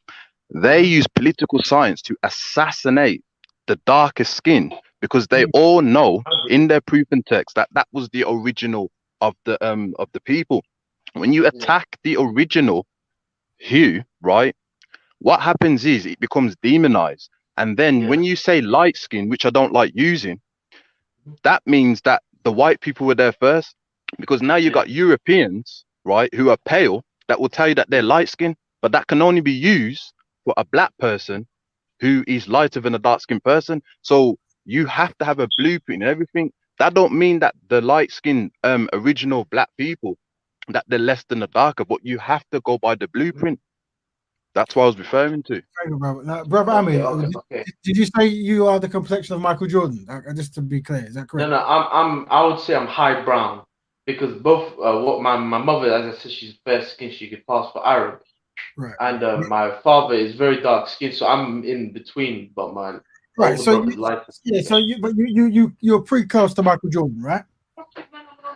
Yeah, I'm pretty close to Michael Jordan. Okay, I'll say cool. that. The thing is, you wouldn't know how it is then to be a lighter skinned person in that regard, right? And because you couldn't speak because you're living in a different shell. So what I'm saying is, it doesn't work to just say everyone's equal. Everyone's equal, right? You have to actually try to rebalance it. Now, I'm saying for Yeah, someone who's living in my and I skin, agree with that. some with knowledge of self, if I change the narrative today and articulate it, it will not affect me in any negative way. If anything, it affects me in a positive way because as a collective person, if someone sees value in collective progression, it makes me feel good knowing that those of my community who had less are now getting Yeah, their equal share. You see, and Black yeah, power, black power, black you power. see? There you go. So what I'm saying is, this is why I'm trying to. This is why I always use the word collective in it. Yeah, yeah, and understanding that, and also articulating each step. Yeah, each step. Now you might not you are not a lighter skinned person, so you don't know how it feels no, to be a light skinned person in the world, right? mhm, And that's what yeah, I'm saying. I am aware that yeah, there is a higher favor, yeah, mhm, that going out, and and I because of agree. that, I have to be part There of the is a factor. process to reverse that, brother. Does that make sense? Absolutely, and I agree. Light skin, our society props up. But because I was just saying we have to be wary when we say, and let me just say this without no one interrupt. We have to be wary when we say, oh, dark skin, this dark skin's the best, and then anything light is, bad. I'm not saying you guys are doing that because what that might do is make lighter skinned people feel alienated from, blackness, quote Okay. unquote, and so they may want to separate and create their own group. So I'm just saying you have to be Brother, wary. You gotta have a yeah. brother, let me stop you there. What you're saying is important, but you must remember that Yeah. everything is done for a purpose. So, at no point, everything is like a chess game when it comes to how I communicate. Right? At no point have I ever promoted any mistreatment of any group, Yeah. especially a group within the black group. Right? Mhm, So I agree. that means that we are focused on those who haven't been treated well. Right? Mhm, Yeah. So if for you to then call someone ugly a lesser, this is a form of mistreatment, and it cannot be considered betterment, right? What we're saying, it's almost like this, yeah. If you've got two sons, right? You got two sons, yeah. Now one son is given 2 bananas every day, and one son is given 1 banana every day, isn't it? Yeah. You know, at a certain point, you've got, you know what, I'm gonna have to kind of change it over and start giving the other more to make up for what he lost. Because it's not bad Absolutely. to just stop it will not be correct. Yeah, it's Absolutely. a form of compensation. Yeah, the reason why we don't value compensation now is because when you talk about the world, many people who have been mistreated by the Europeans, yeah, do not get reparations. So when you talk to Europeans, they won't bring up the concept of reparations. They make that concept so alien. Yeah. But when you Yeah. understand what you're doing, you're making up for what was taken away. It's one of the most honorable things you can do. Yeah. So what we have to do is we have to show a form of self-care, meaning we're not going to wait for an outside group to teach us how to care ourselves. We're going to care ourselves. One of them is if the enemy is saying that black is ugly and light is good, we say no. Color, we're not going to judge people on color, but we are going to fix the damage you have done to our darker skinned brothers and sisters because of it. And we're going to have a way of living that pushes them up so they can get enough of the limelight as their other lighter skinned brothers and sisters had. So at a certain point, we have true equality amongst the black collective. That's the strategy, brother. Does that make sense? Ashe, Yes, Ashe, yes, Ashe. absolutely. It makes sense, and that's what you would call equity, trying to make up the difference Thank from you. what somebody like. I absolutely believe in equity. I'm not against none of what you guys are saying, and I agree with everything, and I respect everything that everybody in the panel is making. But I was just saying that we have to be wary Yes. because in some people's minds, right, when you say, oh, Adam was this or Adam was that, or everyone, when you try and revere particularly dark skinned black people, right, that may put an ego in dark skinned people's minds, and then they may start mistreating. I'm not saying that's what's going to happen. I'm just saying Yeah. some may get an ego from that. Do you understand? And I then get that it. may make dark skinned True. Respect, people feel alienated and then want to separate themselves. Yeah. They No, may no. want to brother, be the face of their own community, is what I'm Very trying good to say. point, brother, brother. Very, very brother, good. bro- Go ahead. brother, Go ahead. Mhm. brother, right, Ahmed, right. Yeah. What you gotta understand is this. I hear where you're coming from, right? Mhm. Now Yeah. you mentioned tribalism, right? Yeah. Now tribalism, colorism is tribalism if you want to go down I that path. agree. I agree. You understand? So what I'm Absolutely. saying is, brother, is that if you look at the universe, right, Mhm. everything has a blueprint. There's always a foundation, isn't there? Do you understand? Absolutely. Everything, the seed goes into the ground and then it forms up. But you cannot dismiss the seed and focus on the flower. It's not gonna work. And this is what Absolutely. like the Europeans, the Asians and the Middle Eastern, this is what they try. They try to demonize what the creator made first. Now I have a problem when it comes to people dating light skinned black people who are the original hue as well, and only dating them because it resembles European. Now I have a problem with that because when you look at the word white, white was only used if you look in African culture. White was used for a light skinned black person. It wasn't used on the modern day European because they wasn't called that. You see, but if you don't analyze it carefully, my brother, Yeah. what's going to happen is that we're going to be marrying light skinned black people because Mhm. they're closer to European. Now that's disrespectful to a light skinned black Absolutely. person Absolutely. because the light Absolutely. skinned black person, their complexion is original too. It's always been there. You Yeah. understand? So that's why we have Yeah. to make these distinction between the seed was Mhm. dark, right? And Absolutely. then the Yeah. seed produced you some delight and stuff like that. But Yeah. that don't mean you're attacking other hues, but we have to focus on the foundation, my brother. Because if you take away the foundation, now the Europeans are now saying that they're light skin. You've got like Europeans, right, saying that they want to be called light skin. Imagine now they're called light skin. That means they can Mhm. claim what the original light skinned black people did on the earth. You see, there's Yeah. political science. So we've got Absolutely, to be careful. absolutely. You You're right understand? about everything. I'm not saying you because there's a comment that I want to highlight. Somebody said it would be good to be wary. It would be good to worry about those who are at the bottom of the barrel. That's not what I said, and people are taking my comment and misconstruing it. What I was saying is when you say one group, like let's say light-skinned people, we know historically Europeans have propped light-skinned people as a buffer class and exalted them and said, you're beautiful, you're better because you're light skinned. And let's admit it, this put an ego in light skinned people's head that they are better than dark skinned people. Agreed? And because of that, some of them may have mistreated dark-skinned people, right? And we all condemn that. That was wrong. Absolutely, right? What I'm saying, right, is if you do the opposite for dark-skinned people, right, when you extol them and you don't, when you solely give representation to only dark-skinned people, which I'm not saying you guys are doing, right, that may put an ego in some dark-skinned people's head, and then they may do what the light-skinned people did in the past. Do you understand? And I'm saying we need to be wary so that that doesn't ever happen, because that can cause rift and divide and division, and then they may want to just go their own separate way. So I'm saying we have to be wary of our messages, but people just clearly want to take my words for and misconstrue it. Brother, I don't think they are. I don't think they are, brother. Can I just say something, just to shed a bit of light on this? Like, I think we should worry about that when we cross that bridge. That's not happened. We should deal with the situation we are today. But my brother's like Michael Jordan's colour, but his daughter is as light as Raven. So this idea that you can't actually separate light from dark, because they are people whose children are very light and they have parents that are very dark, and vice versa. So this idea that, a daughter can separate herself from her father because she's considerably lighter, it doesn't make sense. Because you would actually end up dividing people's families.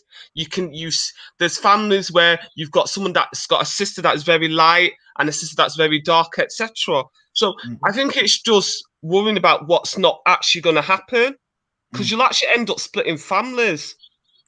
And the majority of people in Africa are actually dark-skinned. Light-skinned black people, like Meghan Markle's mother's colour, are in the minority in Black Africa. They don't even reach 50%. The majority of black people are dark. I agree, absolutely. And let me just jump. Well, thanks for the speech. And I mean, thank you for what you're saying, because what you're saying is important. It's creating conversation.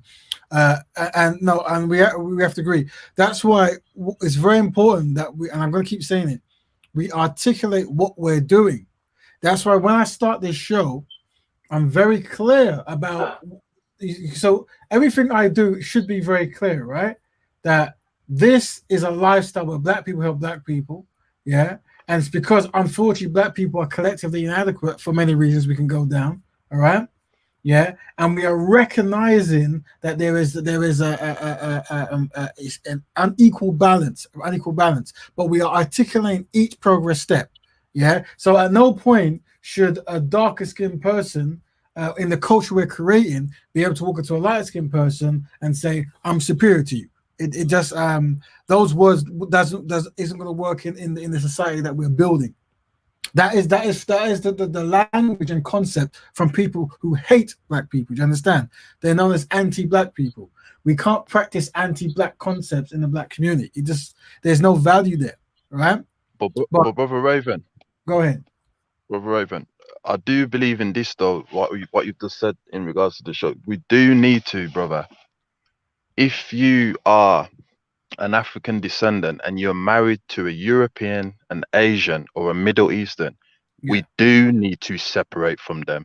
If you are, not understanding these kind of principles which will affect the race, brother, and I know this is going to be very controversial, but as I said, I'm a Pan-Africanist, Garveyite, and in order to preserve the race, we have to be truthful. We do need to put some form of guidelines that if you do go at your race, right, then you're not going to be celebrated for it. If you do decide to go in a business, right, where you don't need to go into that business partnership, and you want to go into a partnership with non-Africans, when you can go with a person who's a Pan-Africanist and things like that, we do, my brother, have to make it as though it's like an order mark, if that makes any sense. No, brother, and that's why this diagram is very important. And also the concept of black betterment. I've articulated that one of the greatest things a black people can do is constructive black man with a constructive black woman. And if you want to be a black betterer, that means you want to do everything whenever it's constructively possible to better black people. And obviously picking apart there's that. Now, some people are going to step outside the line. They cannot be considered black betterers, but we don't want to marginalize black people in that regard. So we say you can be a black betterment builder, meaning that you can pick an activity to boost black people in, and you'll be seen as a builder in that activity, but you won't be labeled a betterer because your primary importance is to pick a black woman, a black man, whatever, right? And that's why when I look at this thing here, Nate Parker is, a really cool brother. He done a really good film, isn't it? Unfortunately, in regards to what we're discussing here, he has had many encounters with European women, and he consistently is marrying. And we understand the concept from a political science standpoint and from a social standpoint that your first business partner is your wife. That when you die, if you're doing things correctly, hopefully your wife inherits your wealth. And unfortunately, it looks like many of the black men in our societies who are moguls or rich, they seem to marry black women when they're poor and in the poor state. But when they get rich and they're old age and they've got 10, 20 years left, they're marrying non-black women.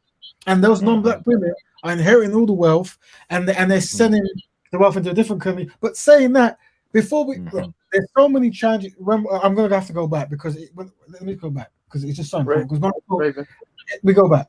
Black people are collectively inadequate. So even though I'm going to tell you about picking partners when it comes to business and stuff and that, but then at the same point, those black people are not even correlated with black people in the first place. So their business benefit black people. This is the supreme challenge black people are collectively in comparison to other groups.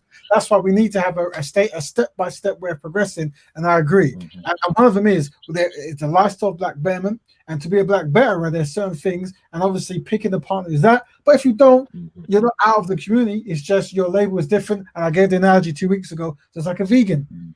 If you eat beef, you can't be a vegan. And you can't run up to the vegans and give them beef about why can't I be a vegan, because the rules are there. And the rules are to be a vegan, you don't eat any animals. You don't do it.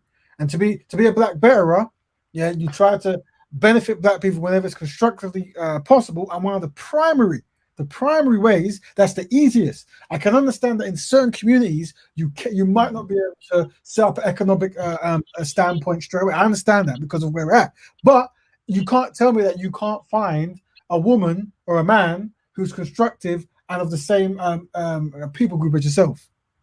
You see? Raven. There you go. Raven. Yeah. Raven, do you have access to an internet browser? Yes. I want you to search up Haji Sudi. Sudi. Haji. Yeah. Haji. Yeah. And then S_SUDI. S what? Sorry? No. HAJI and then space SUDI. Okay, yeah. Okay, yeah, but was pull up an image.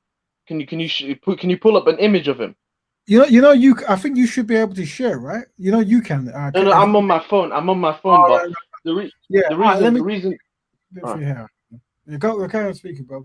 Yeah, the reason why I say that is because he, in our history, is one of the greatest freedom fighters.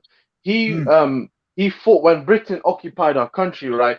He was fighting against the British and the Italians, right? And he actually died in war, in battle, right? And a fun fact, the RAF, the first place they bombed was Somalia, because we had a long 20-year anti-colonial war with them. But yeah, he was a dark-skinned man himself, and he's what they would consider an East African, right? He's the same complexion as my father, right? You can pull up an image, right? He is one of our greatest freedom fighters, right? And what I'm trying to say is that the majority of East African, they love pushing up this view that we're light skinned, but the majority of us are dark skinned. Another. Can you write Mad Muller? Yeah, I know. Okay, Mad Muller. The other thing, Mad Muller. When you say day and stuff, when you say day, right, you got to remember that might be part of the process. So the promotion of certain things over others, is also the process, isn't it, brother? Yeah, absolutely. And can you write Mad Muller? I have no gold. Read out that quote, because this will actually help. This is links to Black Betterment, if that makes sense. It's actually a good quote, and he's basically our primary freedom fighter. The British they try and slander him, call him Mad Muller, but he fought 20-year war. The guy on the horse. Just right. I have no gold, and there should be a quote, and I want you to read it out.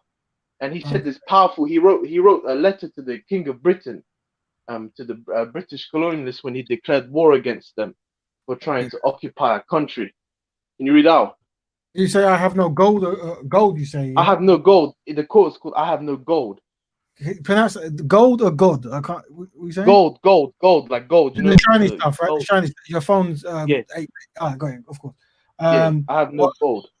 Let me let me see if I can find that quote. There's a lot on it. Find.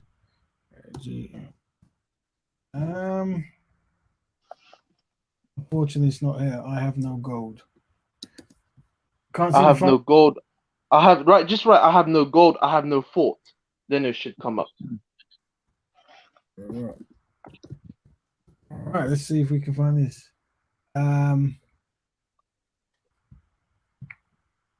You talking about I have no forts, I have no house, I have no country. Yeah. Read it. Read it in full now. Read it.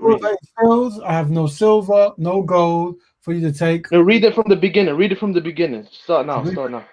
Okay, so this is labeled the Bad Mullah. I have no. This is the beginning, by the way. I don't know who edited it, but it said, I have no forts, I have no house, no country. I have no cultivated fields, no silver, no gold for you to take. All you can take from me is war, nothing else. I have met your men in battle and have killed them. We are greatly pleased about this. Our men who have fallen in battle have won paradise. God fights with us. We fight by God's order. If you wish war, I am happy. If you wish peace, I'm also content. But if you wish peace, go away from my country to your own. If you wish war, stay where you are. The Mad Mullah. There you go. Oh, well, Yeah. yeah. What? But Yeah, he is our greatest. He is our greatest freedom fighter, right? Because we Somalis, we have a proud tradition of resisting any occupation, right? And what I'm trying to say is that we need to adopt that mindset where we don't. I feel like a lot of black people view Europeans as gods, if that makes sense. Mm-hmm. And one of the reasons why Somalis were never taken in the slave trade, and trust me, they did, because the Portuguese invaded our country in the 1500s, right about when King Henry VIII ruled, right? And a man called Cristo de Gama, he was the leader of the Portuguese troops in Somalia. Their job was to, capture Somalia, and what they did to Mexico, where they conquered, right? It only took like 10 men to conquer Mexico, and that's an embarrassment. But he tried to go into Somalia, and there was this man called Imam Ahmed, right? He's also like a great hero in our country. He defeated the Portuguese in the Battle of Waffle. You can search this up, right? And he beheaded the commander of the Portuguese troops. His name was Cristo de Gama. And and the Portuguese, they try to take our country, and they never can. But I feel like we need to have a resistance mindset so that I feel agree. like we just assimilate, and that really has some problems, because that's really been bad for us.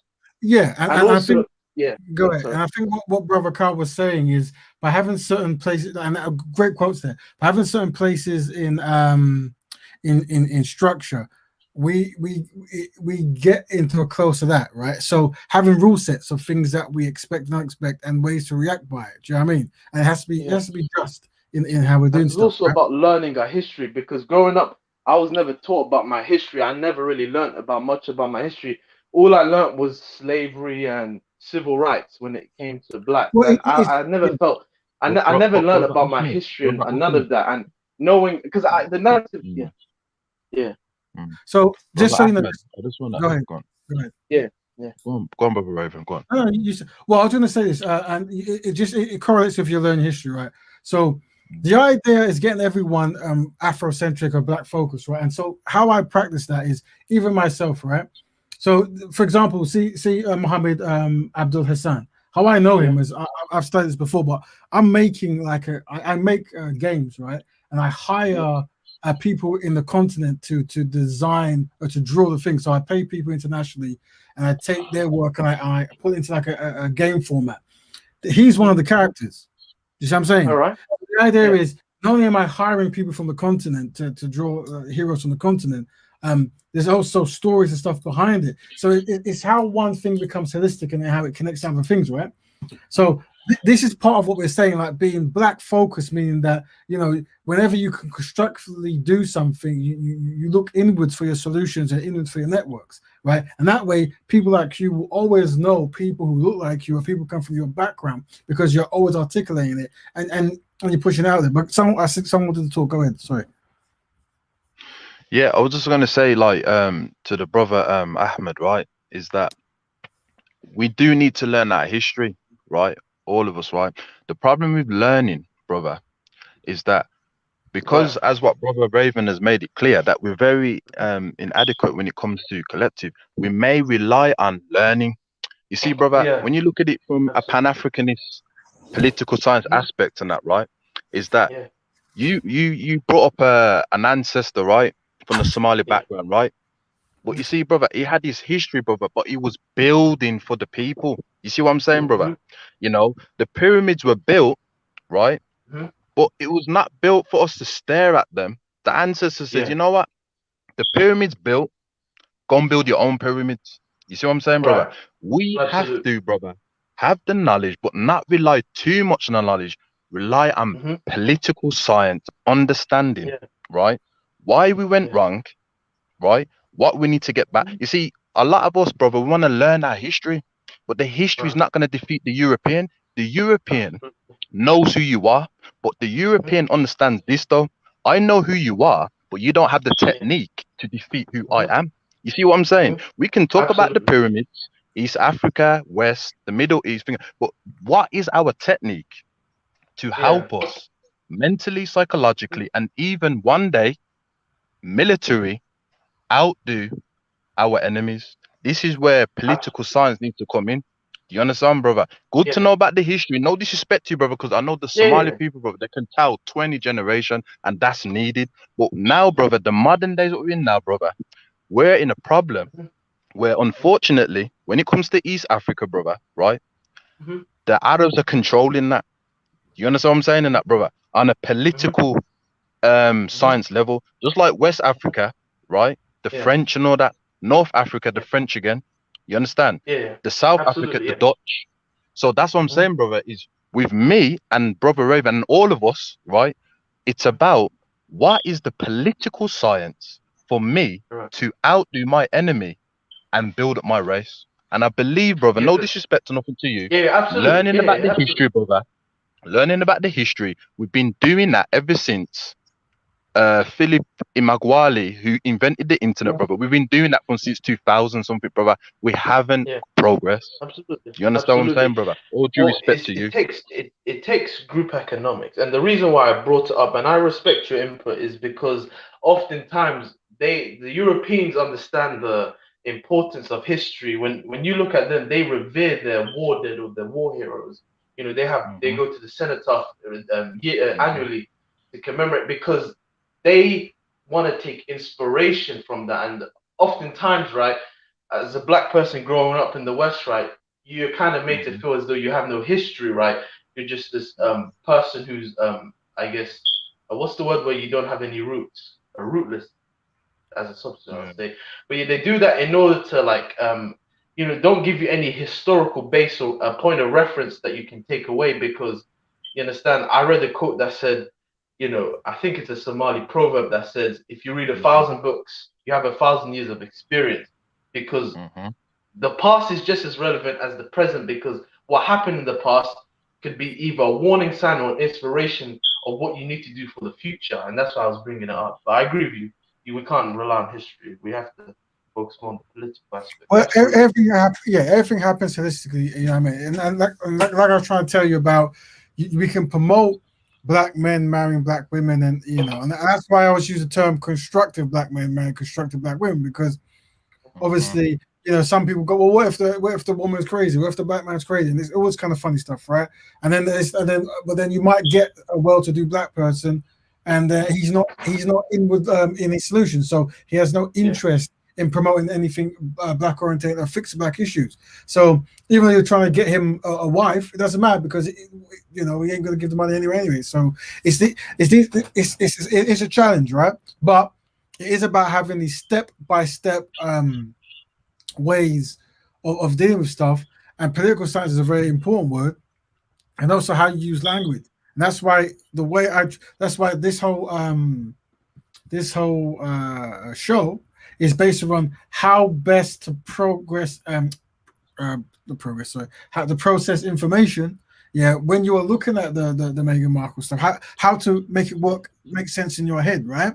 Because not everyone is synchronized, not everyone is on the same page, right? Mm-hmm. So understanding how that breaks down, Absolutely. then then we can control anxiety and get everyone on the same space. That's the idea, bro. Right? Because But guys, yeah, sorry. like I was gonna say, we've got 15 minutes left, so by all means, anything you want to jump in now? Yeah, last thing. I'll just say my last input with regards to women, but I'll say that between men and women, the way I view it is almost like a balance. That women are just as valuable as men are in any society or civilization.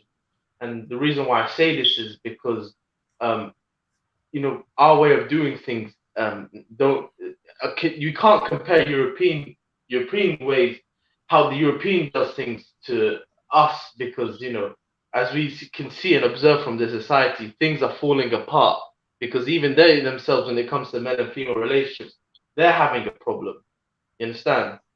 So we just have to, because oftentimes I feel like a lot of women have, specifically women of color, have this thing that I call monkey see do, meaning they see white women do something and then they ultimately emulate it, and we have to be careful because just because they do one thing is not necessarily in our best interest. That's why. Yeah, that works. That works both ways, brothers. It does work both ways. And what I would say towards understanding the challenges that black men and black women face, and especially black women from a black man looking to a black women stage, I understand that there's been so much going on that the women find themselves in certain situations. So we want to be very careful of how we try to influence and help sisters get through some of the challenges they go through, especially when it comes to like the branding and what is beautiful from a European standpoint. We definitely want to reverse that. But once again, it's understanding what was there before. So how do we reverse that, right? And sometimes some brothers get that transition slightly wrong. But go ahead, brother. What are you going to say?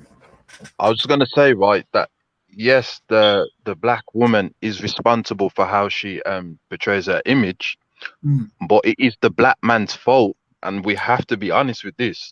Why she wants to wear the blonde hair, the weaves, and things like that. You see, we cannot take. You see, when you understand the psychological aspect of the female, right, is that they naturally want to go towards what their counterpart wants. If the black woman is seeing the black man, idolizing light skin, even though there's nothing wrong with it, but I'm talking about the light skin principles of Europeans. You understand? Standards. Then she's only going to use her intelligence and say to herself, well, I'm going to market myself to get that. So we have to understand we cannot, it's the Pan-African, you got to Pan-Africanize your mind again. You know what I mean? We cannot just keep blaming them. You know what I mean? And I agree. And I'm seeing, I've debated some men in the park about, how you approach women with these things and accountability.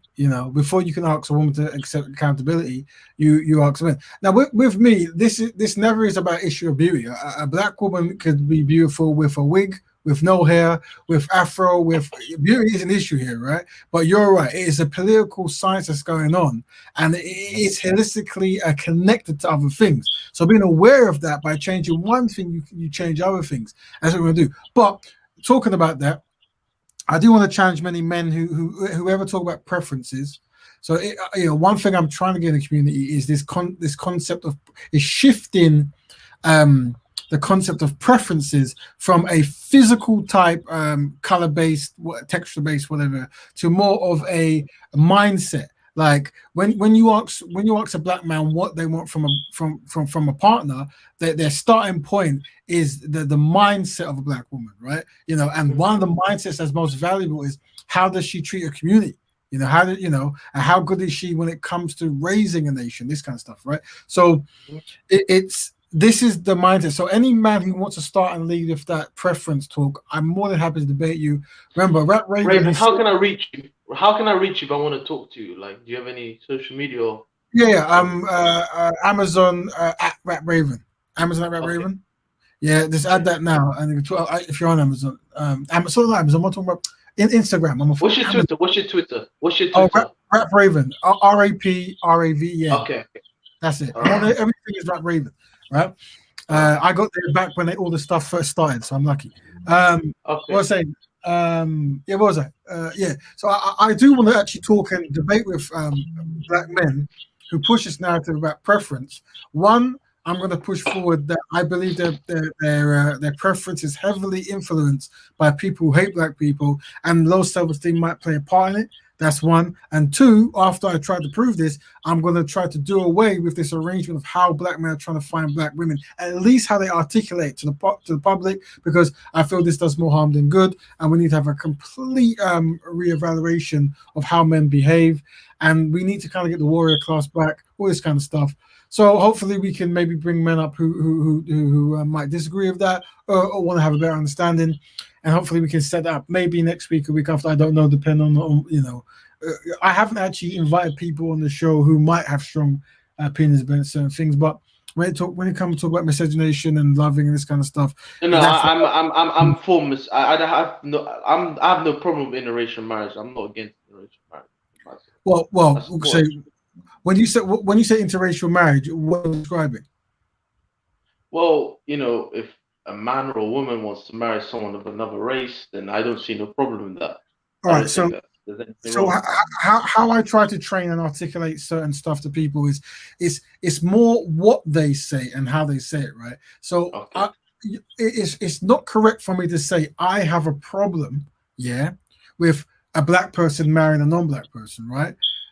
I articulate that I see a value when it comes to dealing with being a collectively inadequate people in constructive black men marrying constructive black women for a range of reasons, right? That is the area that is where the conversation starts, right? So I never want to, I talk about templates. We don't talk about the individual person. I understand. And the reason we do that is because what's going to happen, right? You're going to get, have you heard of Gannibal? Gannibal? Have you heard of Gannibal? The Congolese? Yeah. So Gannibal, for those who don't know, Gannibal was a Congolese individual many years ago who was kidnapped from Russia. Raven, I'm going to drop off, but thank you for this discussion. You're welcome, brother, and you're always welcome back. Who was kidnapped many moons ago, and he was brought to Russia, and then he was pretty much the only black person in Russia. There's a very unique situation, and when you talk to many black men, they're going to end up being Gannibal, innit? Something happened, angels fell from the sky, and they ended up married to someone who's not black. I get that. So I talk about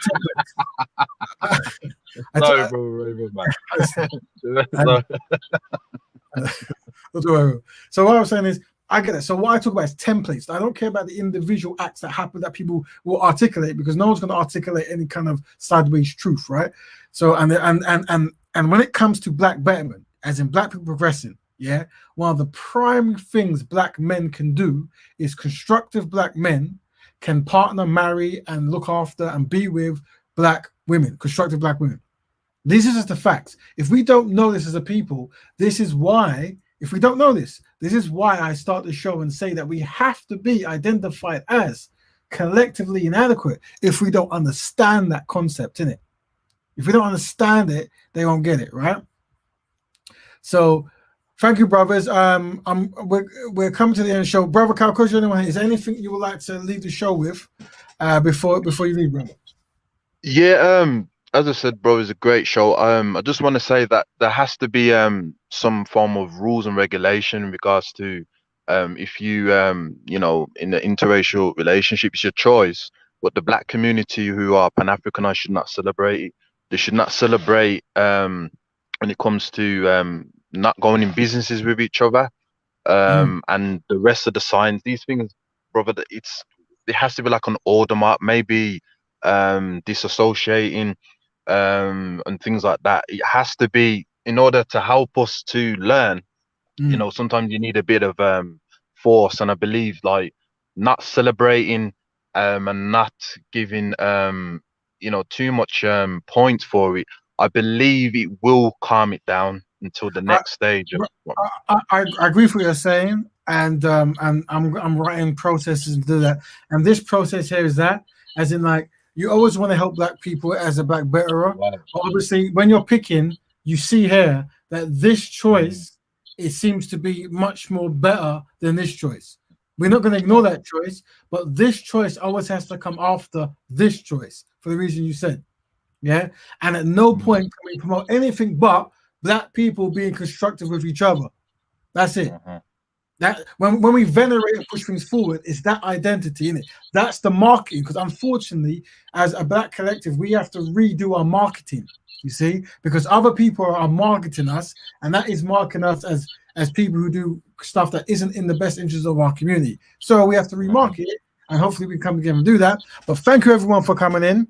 Remember, if you whatever topic you guys want to see, let me know by Instagram or by in the message section, and we'll tackle these topics. But hopefully soon we will be talking, having a men's section, and Rap Raven will challenge any man who talks about preference to see so we can really get underneath the mindset of what is motivating that kind of behavioral pattern of someone who is confident, happy to go and articulate a preference that isn't correlating with their own people, right?